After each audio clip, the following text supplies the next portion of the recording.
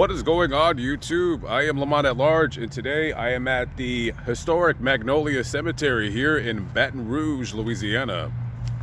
This is quite a historic cemetery. I believe in 1932 or 1933, it was added to the National Registry of Historic Sites. Also, if you are a history buff, this is the very spot where the Battle of Baton Rouge happened in 1862. This was the epicenter of the fighting, where actual Confederate soldiers were here basically hiding from the Union gunboats that were on the river about a few miles away.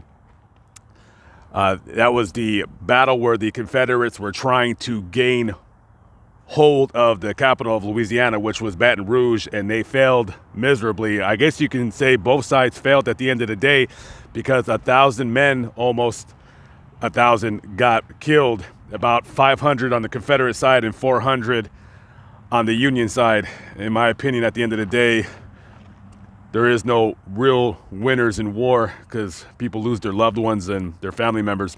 When you come to this cemetery, this is the first grave you're going to see.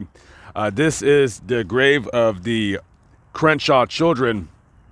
The mother and father is also buried right here. And a fact about this here grave, record keepers of the Battle of Baton Rouge said that when the battle was over and they were clearing off the dead, there was about 12 dead Confederate troops right behind the marker right here, just in a heap, if you will. Now, talking about this grave right here, if you notice, the nameless one, December 19th, 1855, no record of who this child was. And then you have the Crenshaw children.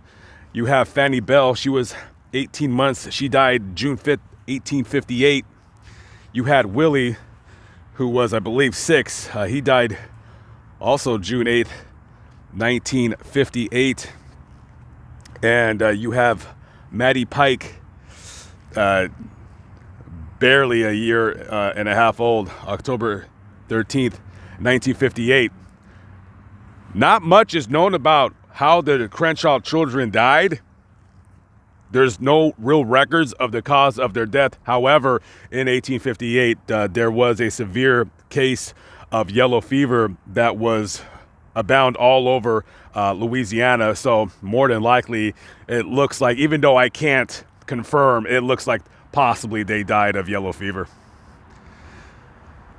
And might I add, for being such an old grave, almost a 165-year-old grave or so, and the Union soldiers who were hiding behind this grave and hiding behind the tombs and all the cannon fire and the bullets and what have you, this grave withstood possibly getting destroyed. So it's in pretty good condition. I also wanted to add that this cemetery was founded in 1852. The owner of the property at the time, John Christensen Bueller, sold the land. It's about 10 acres or so. Sold it to the city of Baton Rouge because they were gaining many residents. And of course, you had the yellow fever that was going around at the time, and they were running out of room at their other cemeteries, and they needed a piece of land, a good sized piece of land, just for the people moving into the area. And it was named Magnolia Cemetery because of all the magnolia trees that lined the cemetery then. And you would imagine during that battle, when you got all the men screaming, getting shot and dying and all this and that, probably wasn't many graves here then. You also have to imagine there were probably plenty of graves that were destroyed. And also then you had a lot of people who would just bury people, if they were poor, with wooden markers. And of course, wood often fades, gets blown away, gets rotted from the wind and the rain and what have you.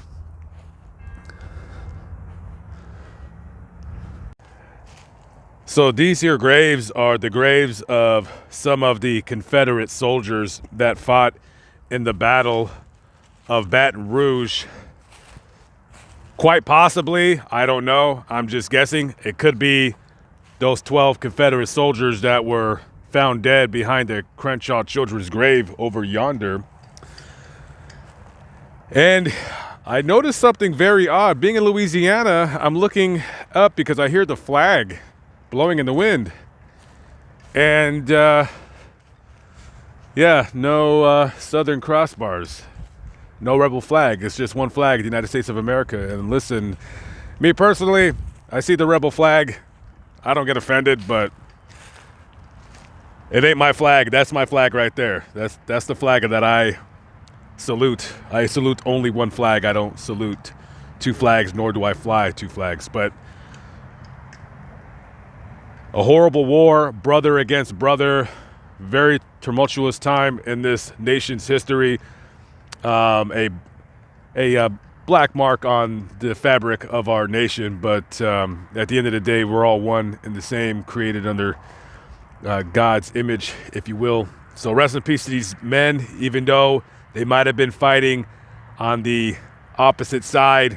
We're all Americans, and just a sad time in our nation's history.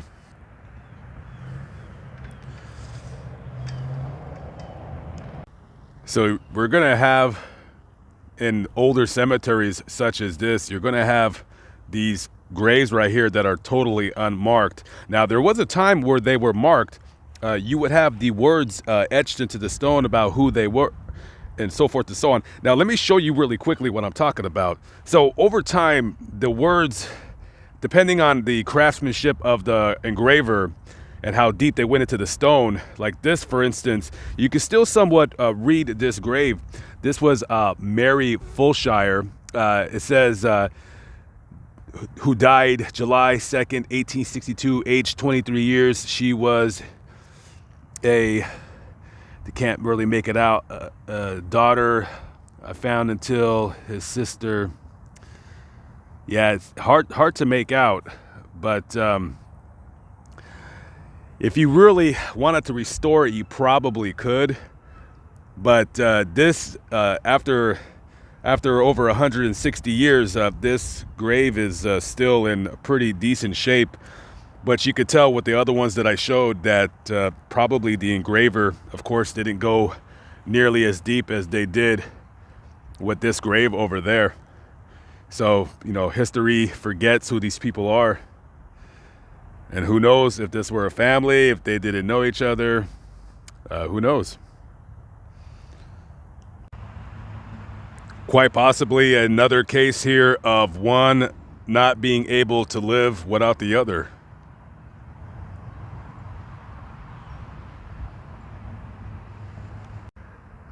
This here is Captain John Cage Davis, April 16th, 1868, died March 15th, 1920 at the age of 53. Captain Davis was a riverboat captain of a boat called the Yoakum, and he lived in Anchorage, and presumably he got a job offer here in Baton Rouge, Louisiana, and he contracted influenza and battled the disease for about 4 days and succumbed to it on that date, March 15th, 1920. This is his wife right here, Minnie Lee Davis. She died about a year and a half after he did. It doesn't say online how she passed, and they both died pretty young in their early 50s.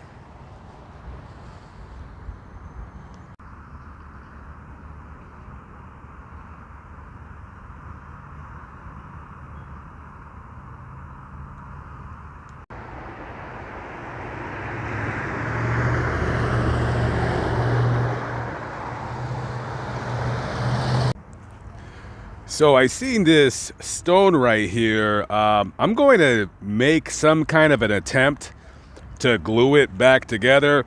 Normally what I would do is I would just glue it and try to stand it up and hope all for the best. But I think what I'm going to do is I'm just going to glue it, put it together today, wait about 24 to 48 hours, and then I'm going to come back and glue it to the base and then stand it upright. I was using liquid nails before, but I actually went on YouTube and I found a review channel that was reviewing the different adhesives, and they said that PL Max Premium is the best. This stuff was like $10 for the tube, damn near. So I'm hoping that this is going to do a fairly good job in getting this stone together. So I'm actually gonna go ahead and stand them upright and then glue them back together. Okay, so I ended up just going ahead and standing it up. I put it together. I took a piece of this broken stone to prop it up right there so it doesn't go anywhere. And I'll come back in about 24, maybe 48 hours, and then I'm gonna glue this stone together, let that stay here for 24 to 48 hours, and then I'm gonna go to Home Depot, get a couple pieces of the lumber that they're throwing away, like remnants, to help prop this stuff up. Now, I want to say this really quickly to anybody watching who doesn't approve of the adhesive or tells me to use mortar. I don't really have room in my van to carry mortar with me and mix it and stuff like that. At the end of the day, adhesive works fine for this. Is it the proper way to do it? That remains to be seen. I've fixed stones with liquid nails, and I've come back sometime later and they look good. They're still together. I don't see anybody else coming out here fixing these stones, so I'd rather Ida Jones Campbell have a stone together with a adhesive that may not last 100 years, but it will last a pretty long time. So I'm pretty confident in that stuff. But you're more than welcome to purchase a minivan and go driving across the country doing this.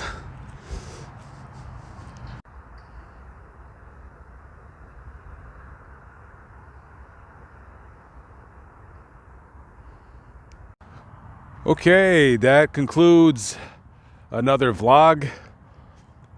I like doing these older cemeteries. I know I don't nearly do them enough, but just kind of an impromptu video. I did not plan to do any video out here.